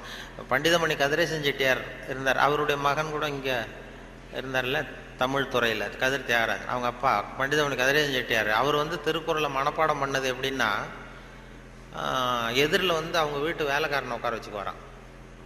இவர் உட்காந்துருப்பார். அவருக்கு கால் நடக்க முடியாது, கால் ஊனம். அதனால் எதிரில் வேலைக்காரனை உட்கார வச்சுட்டு அவன் கையில் திருக்குறள் புஸ்தகத்தை கொடுத்துட்றது. இவர் உட்காந்துக்கிட்டு, இந்த இடத்துல நான் முதலாளி கிடையாது, நீ வேலைக்காரன் கிடையாது, நான் திருக்குறளை வரிசையாக சொல்லிட்டு வருவேன், அது சரியாக இருக்கான்னு பார்த்துக்கிட்டே வா, ஏதாவது ஒரு சின்ன தப்பு சொல்லிட்டா கூட நீ என்ன முதலாளின்னு பார்க்காத, எழுந்திரிச்சு என் தலையில் ஓங்கி ஒரு கொட்டு வை அப்படின்னு. சரி முதலாளின்னு வாங்கி வச்சுக்கிட்டான். வாங்கி வச்சுட்டு சொல்லுங்கள் முதலாளின்னு உட்காந்தான். அகர முதல எழுத்தெல்லாம் ஆதி பகவன் முதற்றே உலகு அப்படின்னாரு. உடனே கிடுக்குன்னு கொஞ்சம் இருங்க முதலாளி அப்படின்னு சொல்லி எழுந்திரிச்சு ஓங்கி நங்குன்னு கொட்டி விட்டான் தலையில்.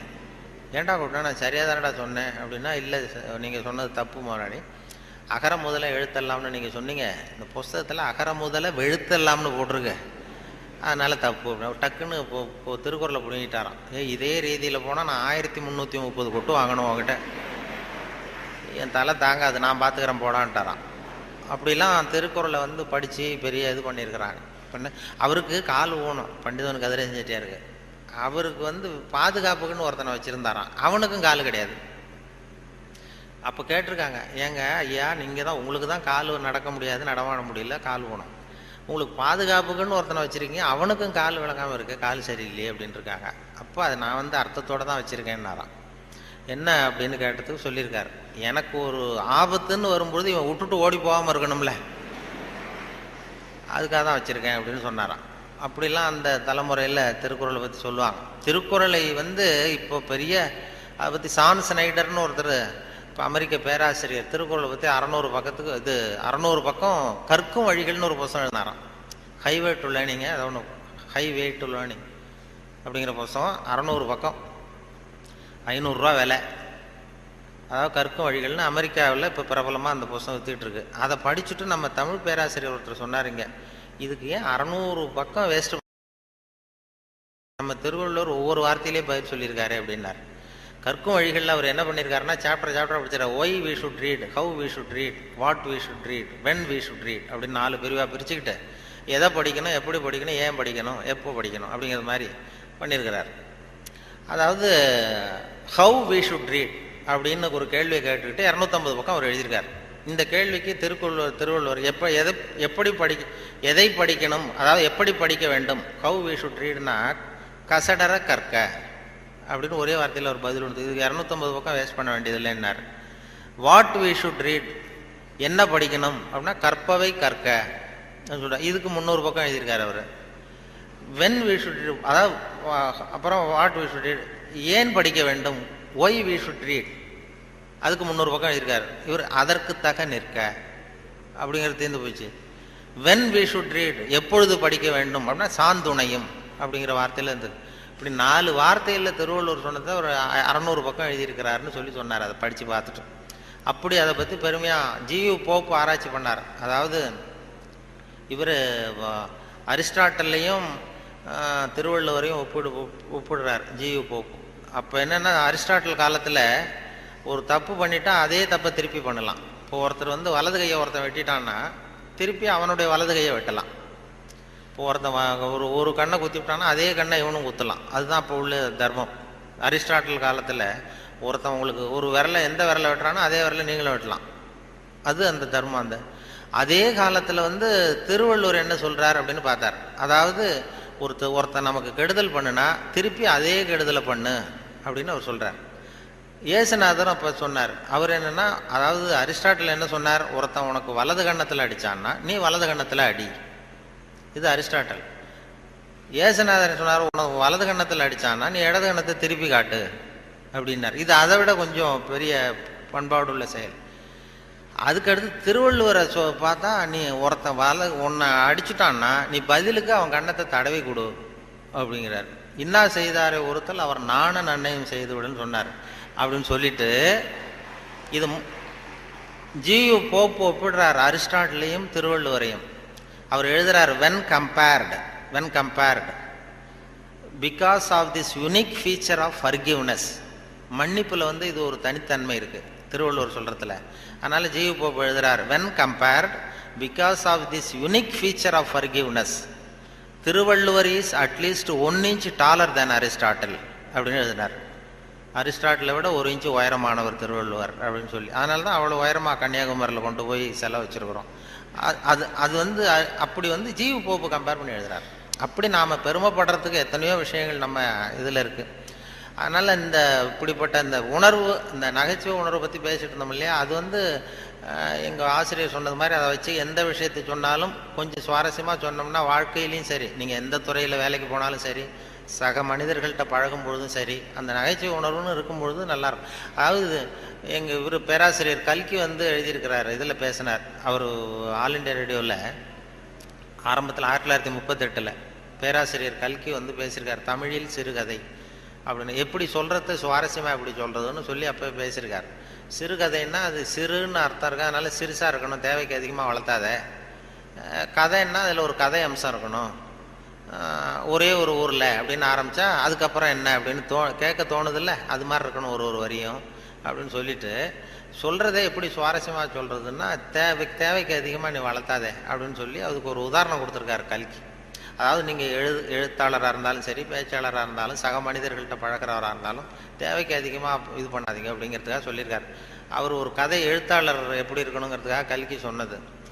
ஒரு நாள் காஞ்சிபுரம் உபய வேதாந்த தேசிக சுவாமிகள் தன் வீட்டு வேலைக்கார குப்பனை கூப்பிட்டு, அடை குப்பா, நீ உடனே ஸ்ரீபெரும்புதூர் ஓடிப்போய் திருவேங்கடாச்சாரியை சந்தித்து திருக்குடந்தையிலே இருந்து இங்கே வந்திருக்கிற திருநாராயண ஐயங்கார் சுவாமிகள் திருக்கோவில் ஆராதனைக்கு திருத்துழாய் எடுத்து திரும்புகையில் திருக்குளத்தில் திருப்பாசி வழுக்கவே திருவடி தவறி விழுந்தார் என்று சொல்லிவிட்டு வா அப்படின்னு எழுதினாராம்.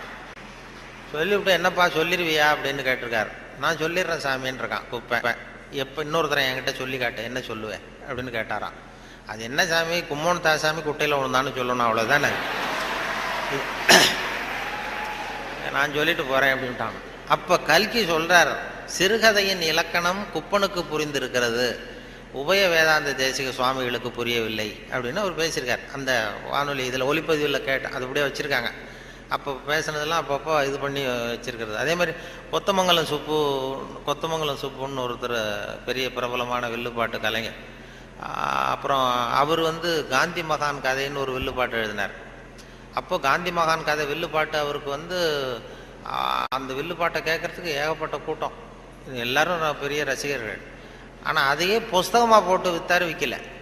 காந்தி மகான் கதை புஸ்தகமாக போட்டு புத்தகமாக விற்கும்பொழுது யாரும் வாங்கிறதுக்கு ஆள் இல்லை, அவரே வீட்டில் அடிக்க வச்சுருந்தார். அதை அப்போ அந்த வில்லுப்பாட்டு இருக்கு, காந்தி மகான் கதை வில்லுப்பாட்டை நான் ரேடியோவில் போடுறதுக்காக எடுத்து பதிவு பண்ணிகிட்டு இருந்தேன். அப்போது ஒரு கட்டம் வந்தது, காந்தியை சுடுற இடத்துல அவர் கதறி அழுறார். கதறி அப்படியே நிஜமாகவே அழுறார் காந்தி சுடப்படுற இடத்துல. அந்த வில்லுப்பாட்டு அது பதிவாக இருக்குது, அதை போட்டு கேட்டேன்.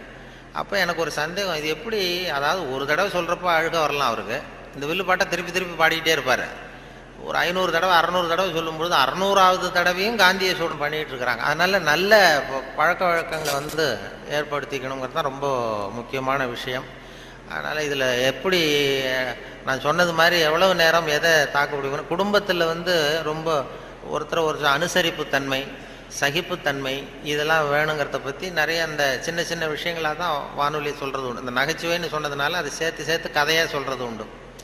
சின்ன விஷயங்களை வந்து அப்படியே இப்போ குடும்பத்தில் வந்து ஒரு அனுசரிப்பு தன்மை வேணும், வாழ்க்கைங்கிறது ஒரு பெரிய பிரயாணம், குடும்பத்தில் அனுசரிப்பு தன்மை வேணும் அப்படின்னா அப்போ அதுக்கு ஒரு கதை மாதிரி சொல்லிடுறது. வானொலி ஊடகத்தில் இப்போ ஒரு குடும்பத்தில் கணவன் மனைவி 2 பேர் இருந்தாங்க.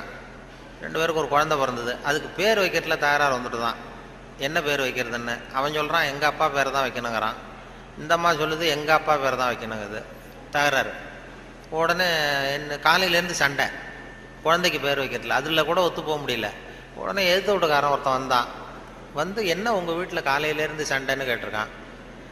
அது ஏன் கேட்குறீங்க, இந்த குழந்தைக்கு பேர் வைக்கிறதுல தகராறு, நான் எங்கள் அப்பா பேரை வைக்கணுங்கிறேன், அவங்க அப்பா பேரை வைக்கணும்னு சொல்லுது, என்ன பண்ணுறது தெரியலன்னு தான் அவன் சொன்னானா. இது ஏன் சண்டை போடுறீங்க, எதிர்த்த வீட்டுக்காரன்னு நான் ஒருத்தன் எதுக்கு இருக்கேன், என்கிட்ட சொல்ல வேண்டியது தானே அப்படின்னு சொல்லிவிட்டு ஏன்ப்பா உங்கள் அப்பா பேர் என்னன்னு கேட்டிருக்கான். எங்கள் அப்பா பேர் சீனிவாசன் அப்படின்ட்டுருக்கான். சரிம்மா உங்கள் அப்பா பேர் என்ன, எங்கள் அப்பா பேர் கிருஷ்ணன். இவன் யோசித்தான். சரி குழந்தைக்கு சீனிவாச கோபாலகிருஷ்ணன் அப்படின்னு பேர் வச்சுருங்க, இதுக்கு ஏன் தகராறு அப்படின்ட்டு போயிட்டான். போனதுக்கப்புறம் இந்த இவங்க 2 பேரும் பேசிக்கிறாங்க. அது எப்படி இந்த சீனிவாசன் சரி கிருஷ்ணன் சரி, நடுவில் கோபாலன் எங்கேருந்து வந்தான். ஓடி போய் கூப்பிட்டு வந்தாங்களாம் அவனை. வாடா கிட்டவா, அது யாரா கோபாலன் அப்படின்னா அது எங்கள் அப்பா பேர், நீ அதை மட்டும் எதுக்கு விட்டுட்டு போற, சேர்த்து வச்சுக்கோனா. அதாவது 2 பேருக்குள்ள ஒரு அனுசரிப்பு தன்மை இல்லைன்னா கோபாலன்னு ஒருத்தன் குறுக்க வருவான். அப்படி வரும். அந்த வாழ்க்கையில் வந்து அனுசரிப்பு தன்மைங்கிறது ரொம்ப அவசியம். வாழ்க்கையில் ஒருத்தர் அனுசரித்து போகிறது, அதாவது சந்தேகப்படாமல் இருக்கணும்னு சொல்லுவாங்க. ஒரு பையன் புதுசாக ஒரு பொண்ணை கல்யாணம் பண்ணிட்டு வந்தான். எல்லாரும் என்ன பண்ணிட்டாங்க, ஏய் நீ கல்யாணம் பண்ணிட்டு வந்திருக்கேன், அந்த பொண்ணுக்கு காது கேட்காதுடா, காது சரியாக கேட்காது அப்படின்ட்டு இருக்காங்க. இவன் அதை எப்படி சோதனை பண்ணுறது, டெஸ்ட் பண்ணுறது, அப்படி நேராக கேட்டால் சண்டை வந்துடும், உனக்கு காது கேட்குதான்னு கேட்கக்கூடாது. வெளியில் போய் தெருவில் வந்து நின்றுக்கிட்டு இன்னைக்கு என்ன சாம்பார் அப்படின்னா பதிலே வரல. ஆகா நம்ம சந்தேகப்பட்டது சரிதான் அப்படின்னு முடிவு பண்ணிட்டான். அடுத்தது வந்தான் வீட்டுக்குள்ளே வந்து நின்றுக்கிட்டு 2வது தடவை கேட்டான். கூடத்தில் வந்து நின்றுட்டு இன்னைக்கு என்ன சாம்பார் அப்படின்னா அப்பவும் பதில் வரல. சரி நம்ம மனைவிக்கு நம்ம சந்தேகப்பட்டு காது கேட்கல அப்படின்ட்டு அடுத்தது அடுப்பங்கரைக்கே போயிட்டான். அந்த பொண்ணு எதை சமைச்சிக்கிட்டு இருக்கு. அது கிட்ட போய் அது காது ஓரமாக இப்படி காயே வச்சுக்கிட்டு ரொம்ப சத்தம் போட்டு கத்துறான். 3வது தடவையா இன்னைக்கு என்ன சாம்பார்னு கத்துறான். அந்த பொண்ணு கொஞ்சம் கூட அலட்டிக்கல. மெதுவாக இவன் பக்கம் திரும்பி இவன் காது ஓரமாக சொல்லிச்சான், 3வது தடவையா சொல்கிறேன் முருங்கைக்காய் சாம்பார் அப்படின்னு தான்.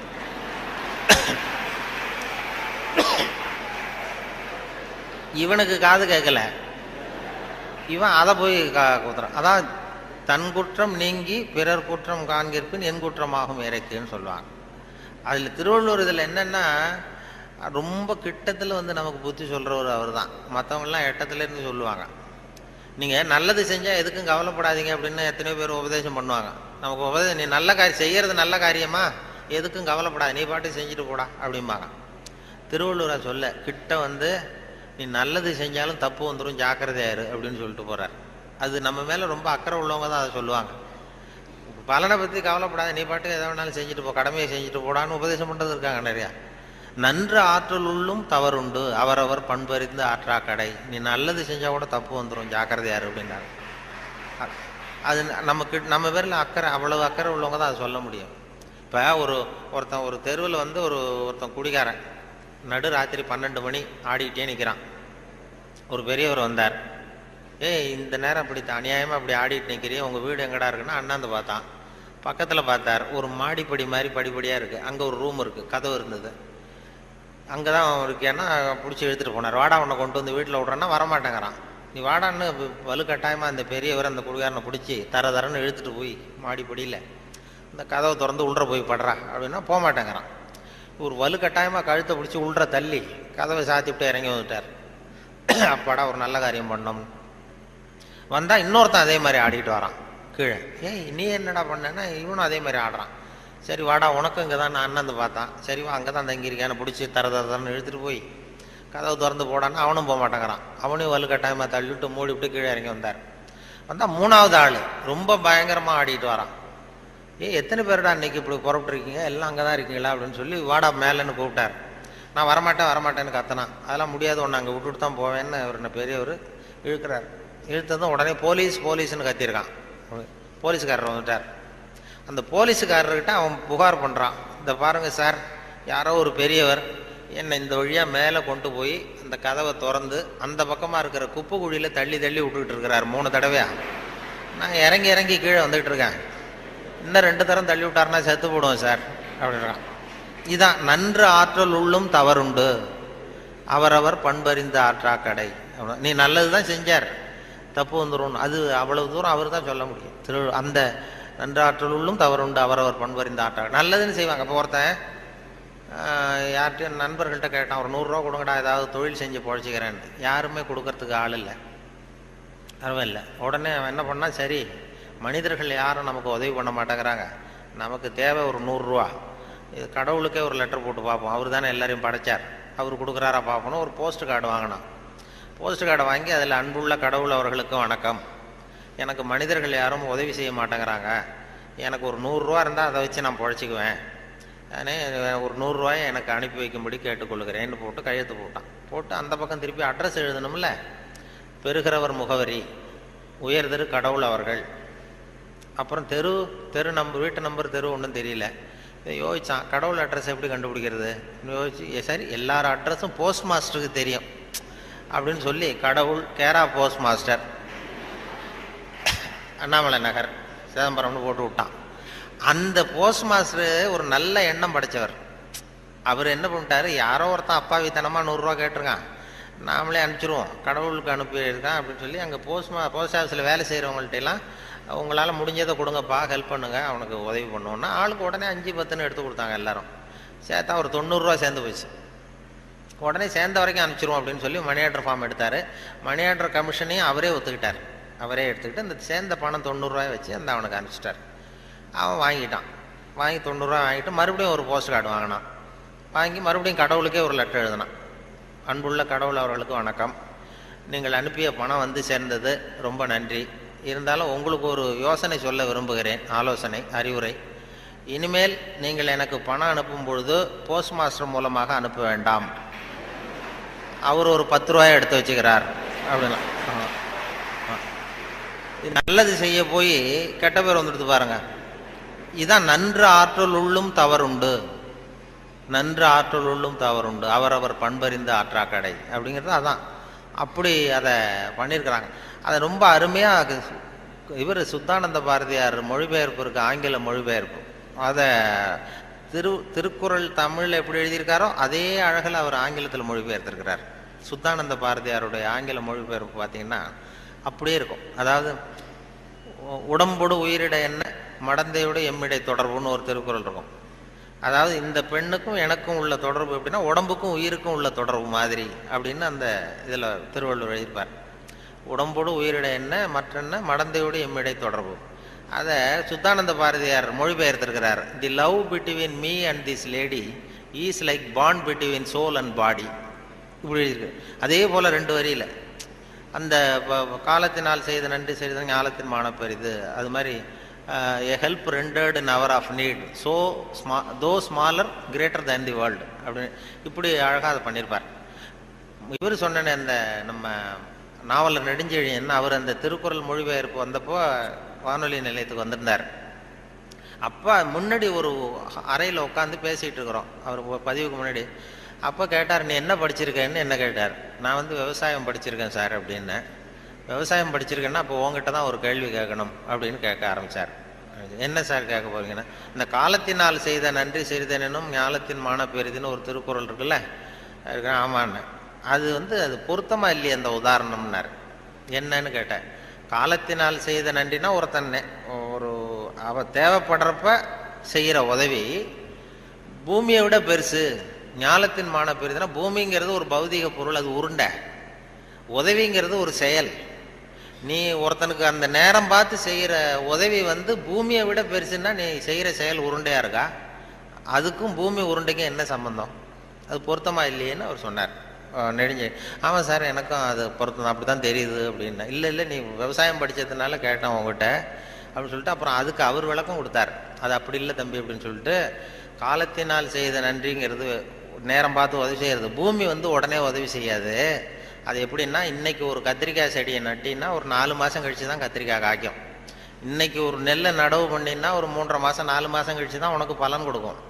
4 மாதம் கழித்து பலன் கொடுக்குற பூமியை விட உடனே செய்கிற உதவி பெருசு இல்லையா? அதனால தான் காலத்தினால் செய்த நன்றி செய்தேன்னு ஞாலத்தின் மான பெரிது அப்படின்னார். இதை நாவலர் நெடுஞ்செழியன் சொன்னார்.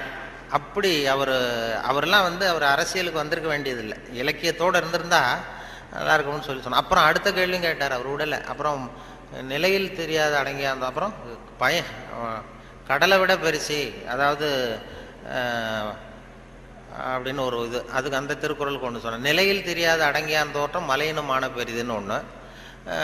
பயன் தூக்கார் செய்த உதவி நயன் தூக்கின் நன்றி கடலிற் பெரிது. அதாவது பயன் கருதாமல் செய்கிற உதவி கடலை விட பெருசுன்னு சொல்கிறாரு. கடலுங்கிறது விரிந்தது. பயன் கருதாமல் செய்கிற உதவிக்கும் கடலுக்கும் என்ன சம்பந்தம்னு கேட்டார், இந்த முதல் கேள்வி மாதிரி. அப்புறம் அவரே விளக்கம் கொடுத்தார்.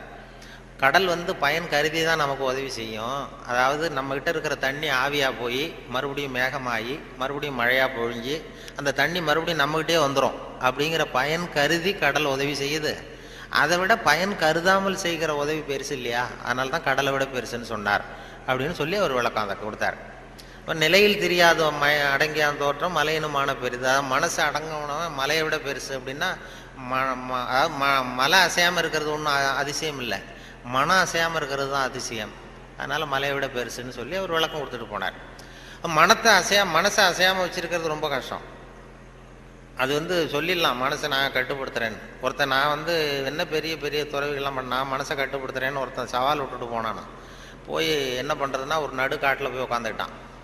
மனசை கட்டுப்படுத்துறது என்ன பெரிய காரியம் நான் பண்ணுறேன் அப்படின்ட்டு அப்படியே உட்காந்து பார்த்தா எதிரில் ஒத்தையடி பாதை, அதில் ஒரு நடனம் ஆடுற பொண்ணு போயிட்டுருக்கு. டான்ஸு ஸ்கூல் ஒன்று, டான்ஸு கற்றுக்கிறதுக்கு போயிட்டுருக்கு. இது என்ன இவ்வளோ தூரம் உட்காந்துருக்குறோம், இப்போவும் நமக்கு தொந்தரவாக இருக்குதே, கண்ணு இடைஞ்சலாக இருக்கேன்னு சொல்லி பார்த்தான். 8 மணிக்கு கிளாஸு தினம் போயிட்டுருக்கு. இப்போ பார்த்தான், ஒரு துணியை எடுத்து கண்ணை கட்டிட்டு உட்காந்துட்டான். இனிமேல் பார்த்துக்கோ, இனிமேல் ஒன்றும் ஆகாதுன்னு. மறுநாள் உட்காந்தா 8 மணிக்கு அந்த காலில் கட்டியிருக்கிற சலங்கை சத்தம் கேட்டுதான், ஜல் ஜல்லுன்னு. இது ஏது காது தொந்தரவாக இருக்குது அப்படின்னு சொல்லி காதையும் கட்டிவிட்டான். கண்ணையும் கட்டிவிட்டான். இனிமேல் ஒன்றும் இப்போ பிரச்சனை இல்லை. மறுநாள் காலையில் 8 மணிக்கு அது தலையில் வச்சுருக்கிற பூ வாசம் அடிச்சிருக்கு. இந்த பொண்ணு மூக்கையும் கட்டிவிட்டான். கண்ணு காது மூக்கையும் கட்டிவிட்டு இனிமேல் நான் மனசை கட்டுப்படுத்துறேன்னு உட்காந்தானா. மறுநாள் காலையில் 8 மணி ஆச்சு. அப்போ இவன் மனசை நினச்சிதான், இந்நேரம் அவள் போயிட்டு இருப்பா அப்படின்னு. இதை விட அசையாமல் இருந்ததுன்னா அது மலையை விட பெருசு மனசு. நிலையில் தெரியாத அடங்கியான் தோற்றம் மலையினும் மான பெரிதுன்னா அதுதான். மலை அசையாமல் இருக்கிறது ஒன்றும் பெரிய ஆச்சரியம் இல்லை, மனசு அசையாமல் இருந்ததுன்னா அது பெரிய அதிசயம் அப்படின்னு சொல்லி அதுக்கு விளக்கம் அவர்கள் கொடுத்துக்கிட்டு இருந்தாங்க. அப்படி நிறைய அதை பற்றி நிறைய பண்ணுறாங்க. அதனால் நமக்கு உங்களுடைய எவ்வளவு நேரம் ஆச்சுன்னு தெரியல, எப்போ முடிக்கிறதுன்னு தெரியல. அது ஒரு கடிகாரம் வச்சா பரவாயில்ல. கடிகாரம் சொல்லுவாங்க பேச்சாளர்கள், சில பேச்சாளர்கள் ஆரம்பிச்சிருவாங்க, முடிக்க முடியாது, எப்போ முடிக்கிறதுன்னு தெரியாது. நெடுஞ்செழியனை பற்றி பேரறிஞர் அண்ணா சொல்கிறது உண்டு. நெடுஞ்செழியன் கூட்டம் நெடுஞ்செழியன் பேசி முடிக்கும் பொழுது அண்ணா சொல்லுவார், அவர் ஒரு பேசி முடிக்க போனார்னா அந்த பிளேன் அப்படி இறங்குறதுக்கு முன்னாடி 2 ரவுண்ட் அடிக்குது இல்லை மேலே, அது மாதிரி ஒரு 2 ரவுண்ட் அடிச்சுட்டு அப்புறம் தான் கீழே இறங்குவார் அப்படின்னு சொல்லி வேடிக்கை சொல்லுவார். அது மாதிரி பேச்சாளர்களுக்கு இப்போ ஒரு பேச்சாளர் பேசிக்கிட்டே இருந்தாராம், எவ்வளோ நேரம் ஆச்சுன்னு தெரியல. அப்புறம் சொல்லியிருக்காரு, ஐயோ உங்களை ரொம்ப நேரம் போர் அடிச்சிட்டேன் போல் இருக்கு, எனக்கு நேரம் போனதே தெரியல, கடிகாரத்தை பார்க்க மறந்துட்டேன் சார், மன்னிச்சுங்கன்னு இருக்கார். அப்போது ஒருத்தர் கோபமாக எழுந்திரிச்சு சொன்னாராம், ஏன் கடிகாரத்தை தான் பார்க்க மறந்த, பின்னாடி மாட்டிருக்கிற கேலண்டரையாவது பார்க்கக்கூடாதா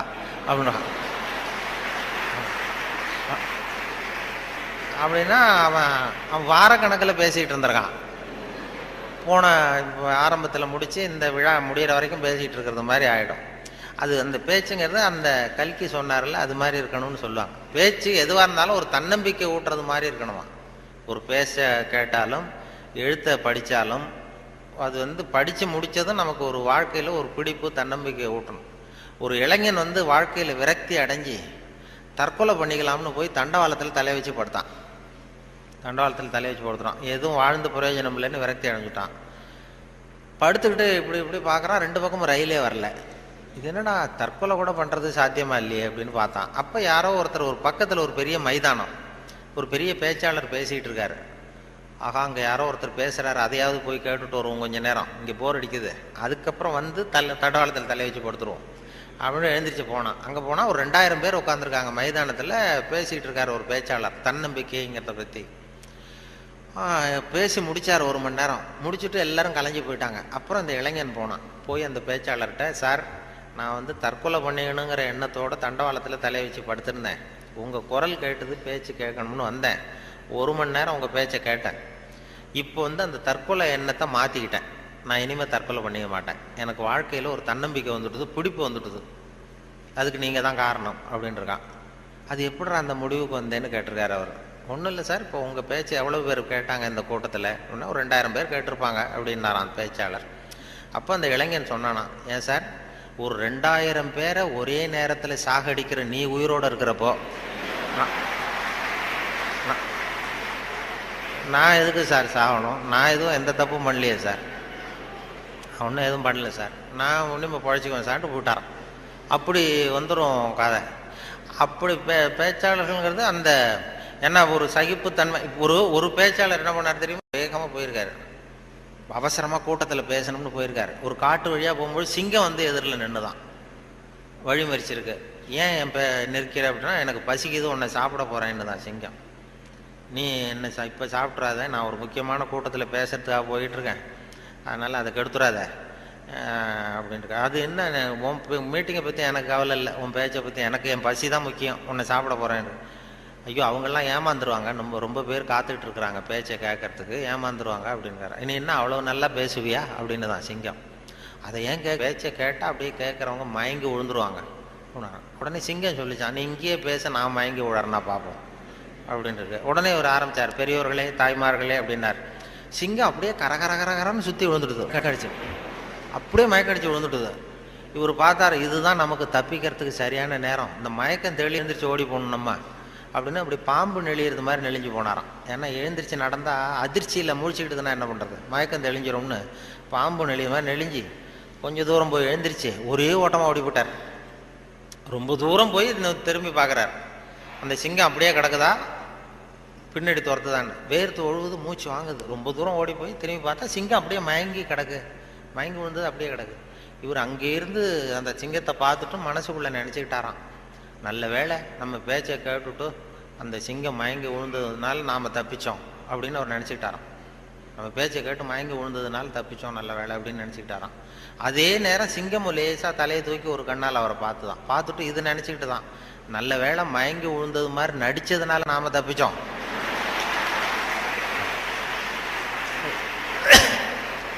இல்லைன்னா அவன் பேசியே கொண்டிருப்பான் நம்மளை அப்படின்னு அது நினச்சிதான்.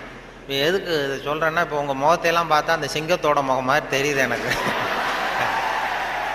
ஆமாம், அது என்ன, இது எந்த இதில் இருக்கீங்க என்ன ஏதுன்னு அதை புரிஞ்சுக்கிறது ரொம்ப கஷ்டம். ஆனால் இது மாதிரி நேரத்தில் நல்ல பழக்க வழக்கங்களை வளர்த்தலாம்.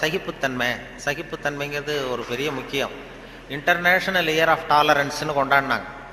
சர்வதேச சகிப்புத்தன்மை ஆண்டுன்னு 1995 இன்டர்நேஷ்னல் இயர் ஆஃப் டாலரன்ஸ், சர்வதேச சகிப்புத்தன்மை ஆண்டு.